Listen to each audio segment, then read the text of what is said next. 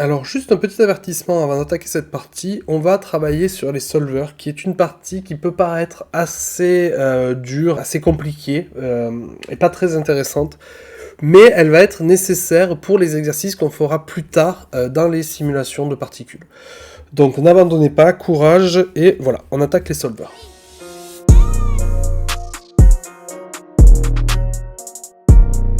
Bonjour et bienvenue dans cette première vidéo consacrée au solver d'Houdini. Dans cette courte série de vidéos, nous allons donc voir un nœud bien spécifique et ce nœud s'appelle le solver.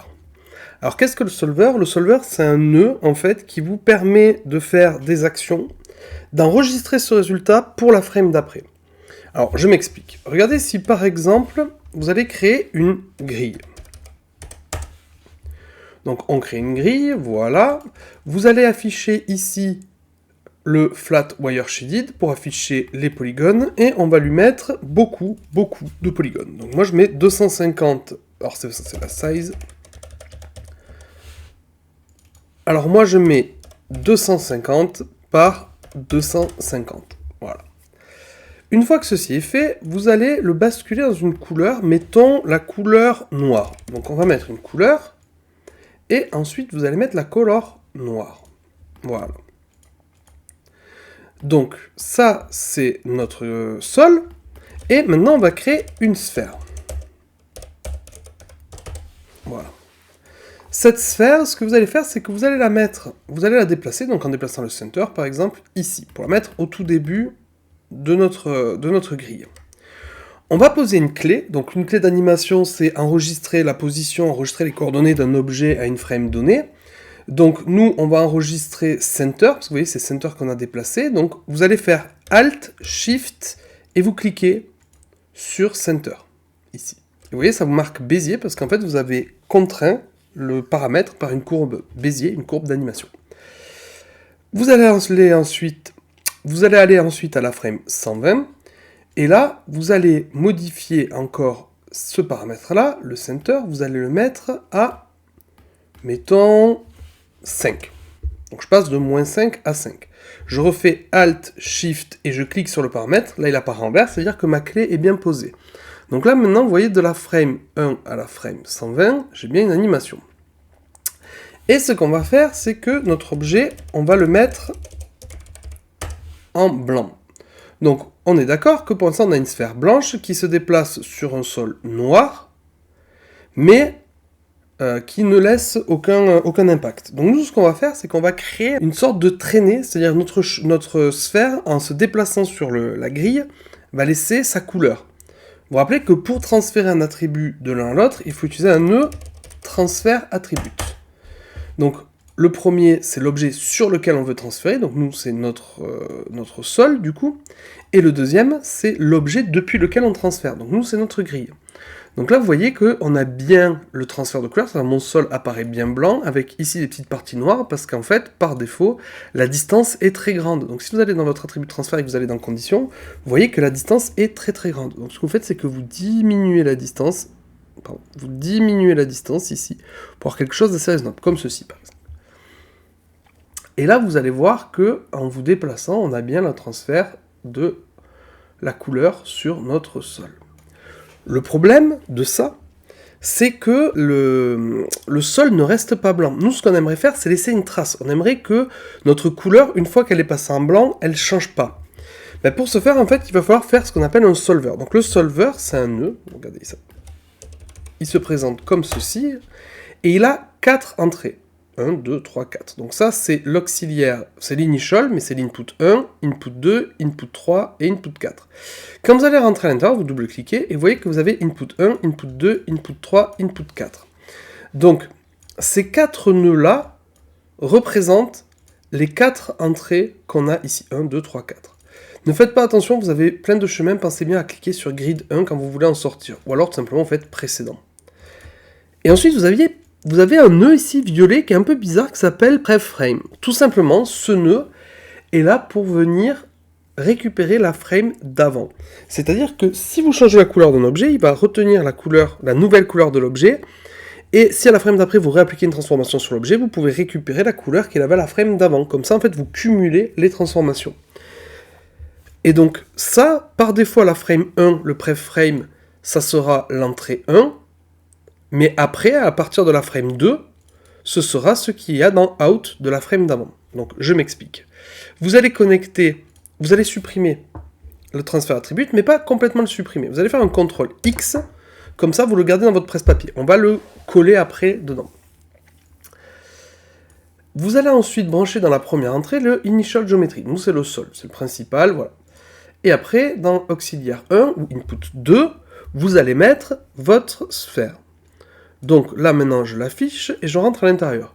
Donc input 1 si j'affiche j'ai bien ma grille, input 2 si je l'affiche j'ai bien ma sphère, 3 et 4 ils sont vides, on n'a rien mis dedans. Et preframe, eh bien j'ai ma grid aussi, c'est-à-dire ces deux là j'ai ma grid, sauf que ça c'est ma grid une frame d'avant, et ça c'est ma grid actuelle. Et à la frame d'après, le previous frame ce sera ce que j'ai branché dans out. Et vous voyez pour l'instant c'est ma grid qui est branchée dans out, donc là ça ne changera pas. Donc nous ce qu'on va faire c'est qu'on va coller, donc faites CTRL V,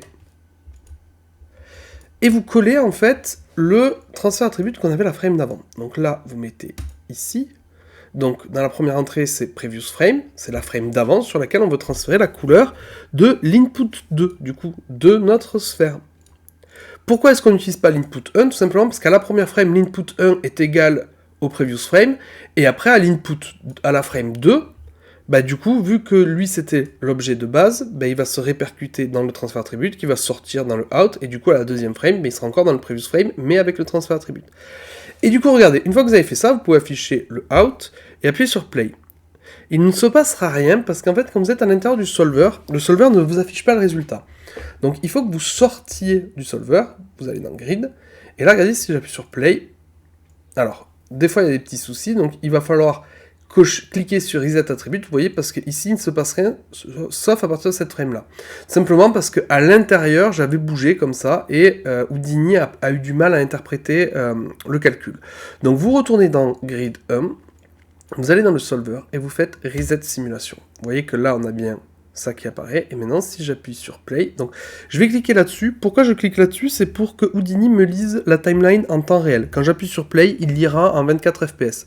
Si vous cliquez pas là-dessus, il ira aussi vite qu'il peut lire. Donc là, au moins, ça me permet de maintenir une vitesse normale. Et maintenant, vous voyez que du coup, on a fait notre couleur qui est modifiée par l'objet, vous voyez, qui passe dessus. Donc là, on pourrait faire par exemple un merge, où on viendrait merger notre grille avec les deux pour voir ça. D'accord ? Donc ça, c'est vraiment la base de la base du solver, la manière dont on l'utilise. Donc là, vous pouvez supprimer le merge, il ne sert à rien, et mettre un nul en dessous, et l'appeler out trail ground. Et vous allez voir que c'est particulièrement utile dans certains exemples. Donc là, par exemple, on a fait un ground et on a fait une sphère. Mais ce qu'on pourrait faire, c'est venir faire ça, mais par exemple avec quelque chose d'autre. C'est-à-dire quelque chose de plus intéressant que juste une sphère. On pourrait utiliser par exemple ce qu'on appelle le crag. Le crag, affichez-le, vous le créez et vous l'affichez, c'est un personnage dans Houdini qui a déjà une animation.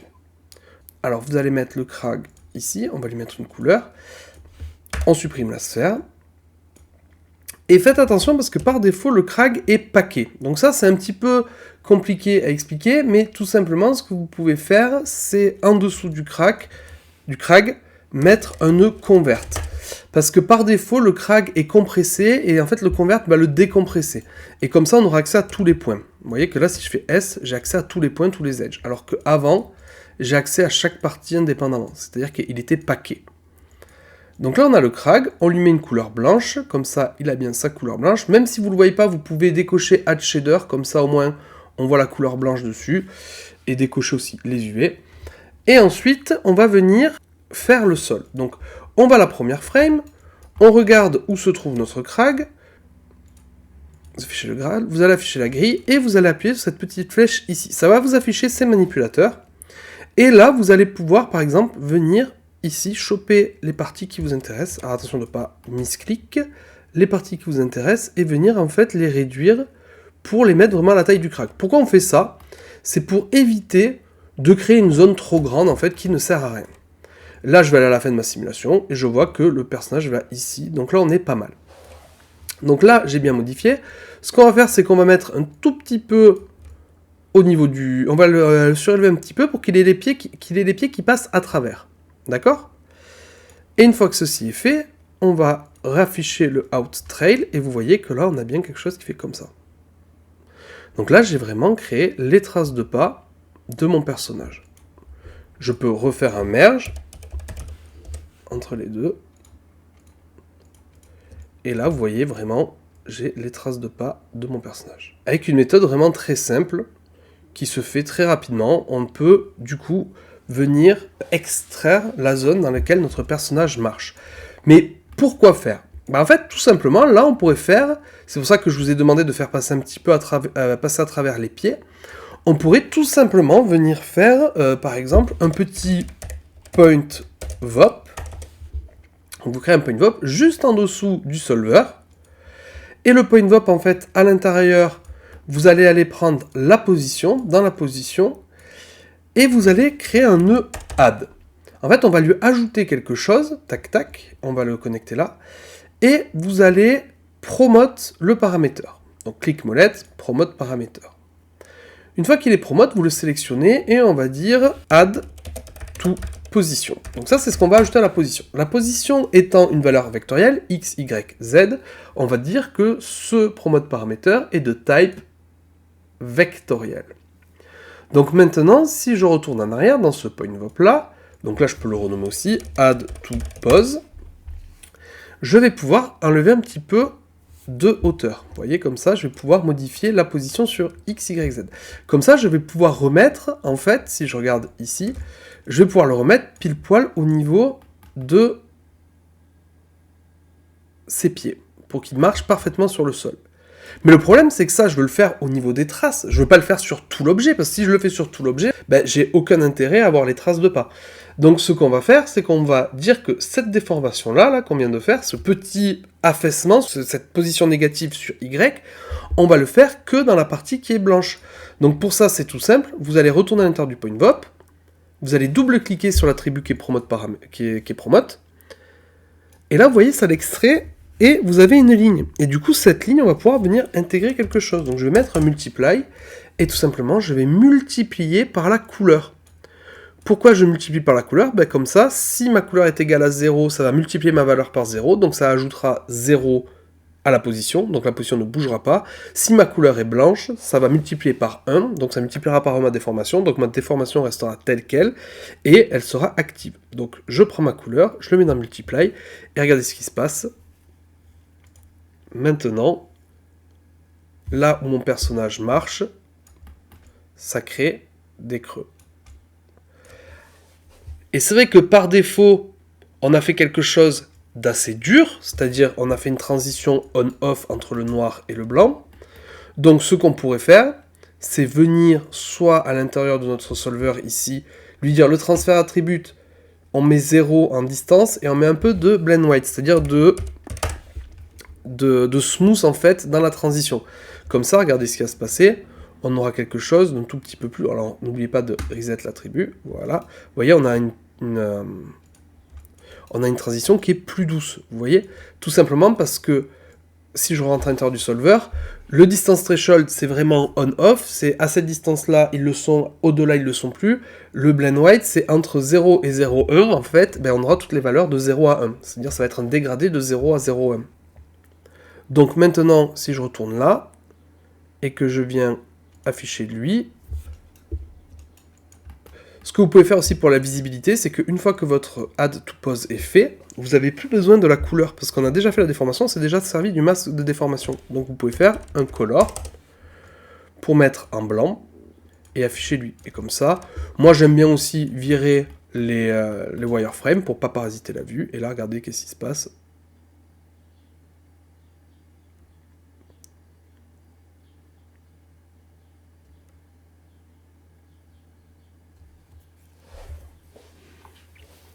Alors pour l'instant, on va laisser ça comme ça, c'était pour vous montrer le solver. Dans la prochaine vidéo, on verra comment faire d'autres effets un peu sympas avec le solver, notamment comment venir faire disparaître en fait cette trace, parce que cette trace, on peut vouloir qu'elle apparaisse, mais on peut vouloir qu'elle disparaisse aussi. C'est-à-dire qu'au bout d'un moment, on va vouloir que la couleur revienne au noir, c'est-à-dire que ça devient blanc, et petit à petit, le blanc il s'estompe et ça redevient noir. C'est peut-être une volonté aussi. Et après, on verra aussi comment on peut se servir d'un solver pour faire propager un attribut, pour que l'attribut se propage à ses voisins. Nous avons donc vu comment créer des snow steps, enfin des traces de pas dans la neige, on peut dire ça, ou dans du sable, en tout cas des traces de pas, avec un nœud solver. Donc c'est pas la seule manière de le faire, on pourrait faire ça avec de la simulation de grains, ce qui donnerait un résultat beaucoup plus réaliste et plus fin, mais ça peut être vraiment une base ou une manière de faire assez vite si vous devez tomber beaucoup de plans dans la journée. C'est quelque chose qu'on utilise aussi quand c'est vu de loin, quand on n'a vraiment pas besoin d'avoir la qualité du grain et de passer des heures à simuler, on peut utiliser cette technique-là. Je vais donc vous montrer une deuxième chose qu'on peut faire avec le grain. Donc vous allez pouvoir sortir de ce graphe-là, je vais en sortir, et lui, je vais l'appeler exemple 001. Je vais le cacher, voilà, vous pouvez le cacher, et je vais créer une géométrie que je vais appeler exemple underscore 002. Vous rentrez à l'intérieur, et on va reprendre exactement le même exemple, c'est-à-dire que on peut carrément aller dans exemple 001 et copier en fait juste le haut. On va copier le crag, le convert, le color, la grid et le color ici. Comme ça, on n'a pas à tout recréer. CTRL-C, vous retournez à l'intérieur de géométrie, CTRL-V. Donc, là, on va utiliser le solver, et vous rappelez que donc le solver, 4 entrées, ces 4 entrées représentent input 1, 2, 3 et 4, et la previous frame, c'est l'entrée 1 lors de la première frame, et après, c'est ce qui, dans la frame numéro 2, ce sera ce qui sort de out. Donc, on va lui brancher ça dans l'initial, et ça dans l'input 2. Donc pour l'instant, exactement ce qu'on a fait tout à l'heure. On va venir créer un transfert attribute, et on va transférer, vous vous rappelez, l'objet numéro 2, c'est-à-dire la sphère.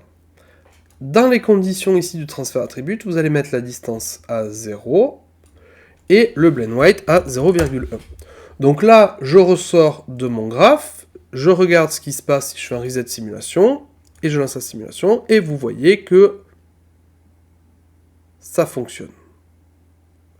Par contre, ce que j'aimerais maintenant, c'est que cette trace vienne à disparaître petit à petit, c'est-à-dire qu'elle s'estompe. Un peu comme si, imaginez, j'avais les pieds mouillés et je marchais sur un tapis, ou un peu, ce qu'on peut faire aussi, un exemple qu'on fait souvent avec ça, c'est un bord de plage. C'est-à-dire que, imaginez, vous avez de l'eau qui arrive sur le bord de plage, qui se retire, et petit à petit, vous voyez que le sable, il sèche petit à petit, il se déshumidifie.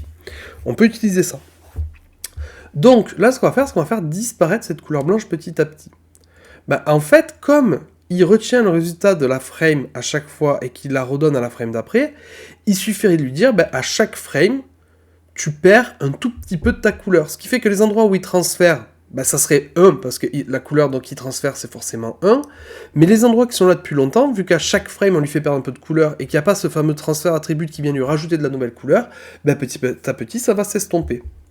Donc ce qu'on va faire, c'est que vous allez prendre le transfert attribut ici, et tout simplement, vous allez créer un PointVop.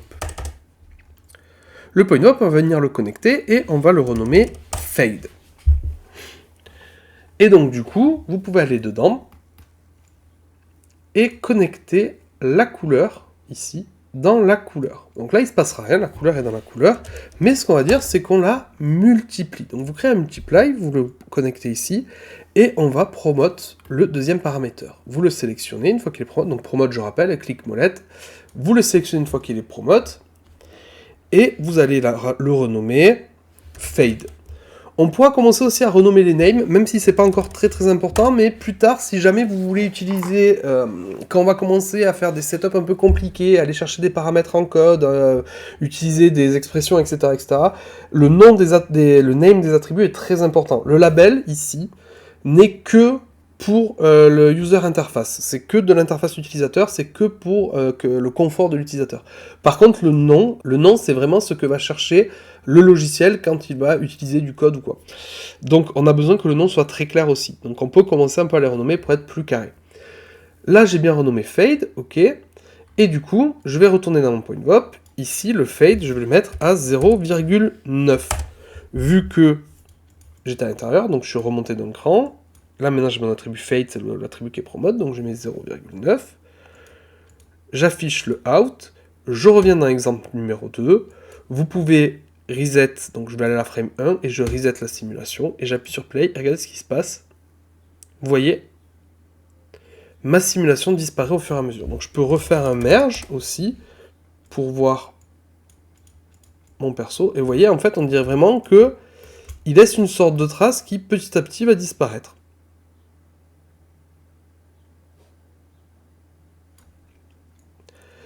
Et on peut aussi aller chercher encore une fois le point VOP qu'on avait fait tout à l'heure. Donc vous prenez ces deux-là, CTRL-C, donc ceux qu'il y avait en dessous dans l'exemple 1, et dans l'exemple 2, vous allez venir les coller, tout simplement. Comme ça, on ne s'embête pas à recréer l'objet. Regardez l'effet que ça va nous donner maintenant. Alors attendez, j'ai une petite connexion ici invoulue, voilà. Regardez ce que ça va nous donner maintenant ici.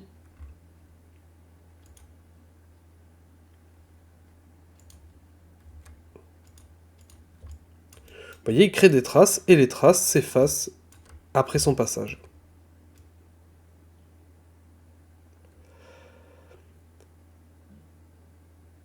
Ça peut être aussi faire une sorte d'effet matelas. Vous savez, vous passez devant un matelas, ça prend une forme ou un effet mousse à mémoire de forme. Vous voyez, ça reprend sa forme une fois que l'objet est passé.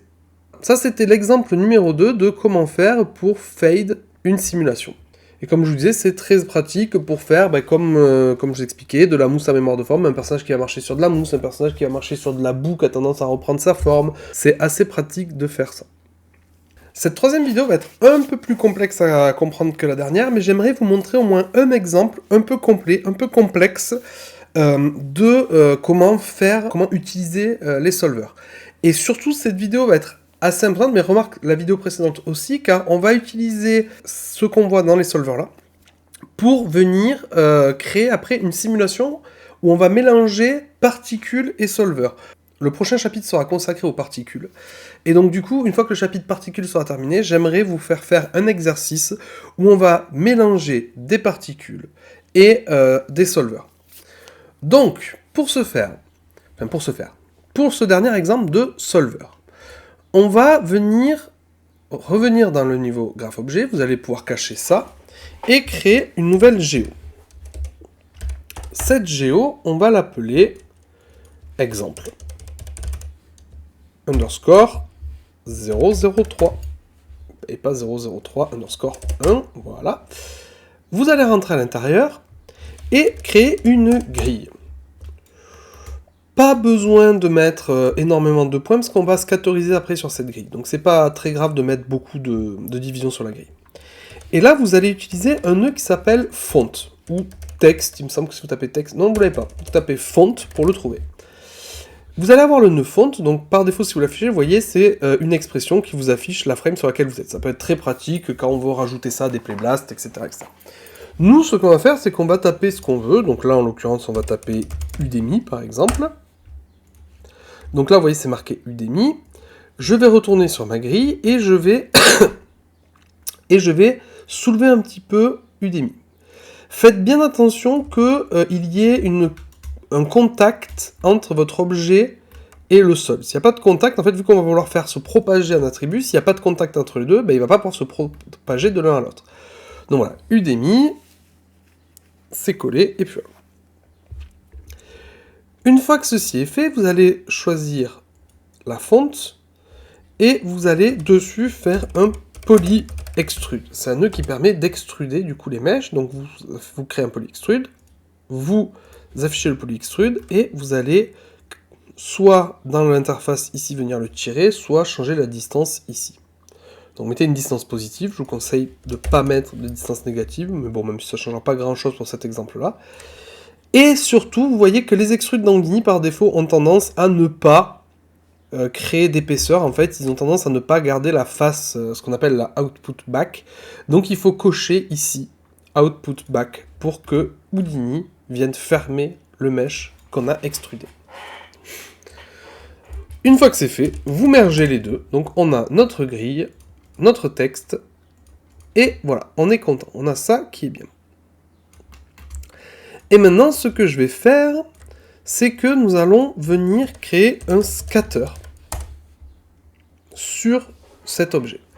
Le scatter, vous vous rappelez, très important, vous décochez le relax itération pour éviter d'avoir quelque chose de beaucoup trop lourd et que ça mette beaucoup de temps à calculer. Mais par contre, niveau points, là on va y aller, je rajoute 3 zéros pour avoir vraiment quelque chose avec énormément de points.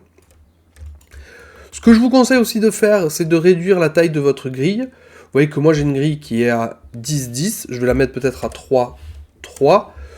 Alors c'est pas mal, mais je vais peut-être un petit peu l'élargir, donc je vais mettre 4-3. Voilà. Un petit save, ça fait jamais de mal, on sait jamais, il ne faudrait pas perdre tout ce que vous avez fait. Et donc là, on a ça qui fonctionne. Donc, maintenant, ce que l'on va faire, c'est créer une petite zone de couleur quelque part sur notre objet, et après on va utiliser un solver pour que cette couleur se répande. Donc dans un premier temps, on va mettre une couleur noire sur l'objet, on va dire que notre objet est full black, voilà, full noir, et ensuite on va mettre une petite zone, un petit endroit où notre objet va être blanc. Donc, vous pouvez appuyer sur la touche S, vous mettez, alors, vous allez voir, vous mettez votre souris sur le viewport. Vous appuyez sur la touche S. Le truc, c'est que par défaut, vous voyez, vous passez en mode sélection, donc c'est ça, mais par défaut, on sélectionne des primitives. Donc là, il va falloir faire un clic droit là-dessus, ou alors appuyer sur le 2 de votre pavé numérique, ou faire un clic droit là-dessus et vous mettre en mode point. Donc là, je suis en sélection de points. Comme je vous dis, à partir du moment où vous appuyez sur S, vous pouvez faire 1, 2, 3 pour changer les modes de sélection. Nous, on va se mettre en sélection de points. Vous pouvez aussi choisir ici, à partir du moment où vous appuyez S, vous avez tous les outils ici. Donc, on se met en sélection de points, et je sélectionne une toute petite partie là, vous voyez, juste ça. Quand c'est fait, vous gardez votre souris sur le viewport, vous appuyez sur tabulation, et vous tapez color.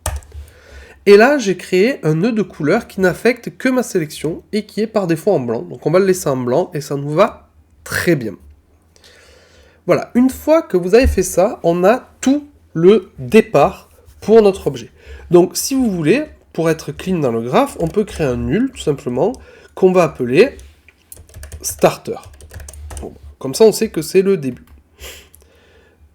Comme je vous ai dit, cette simulation, elle va se passer dans un solver, parce qu'on est toujours dans le chapitre solver. Donc vous pouvez créer un solver et le brancher à l'intérieur.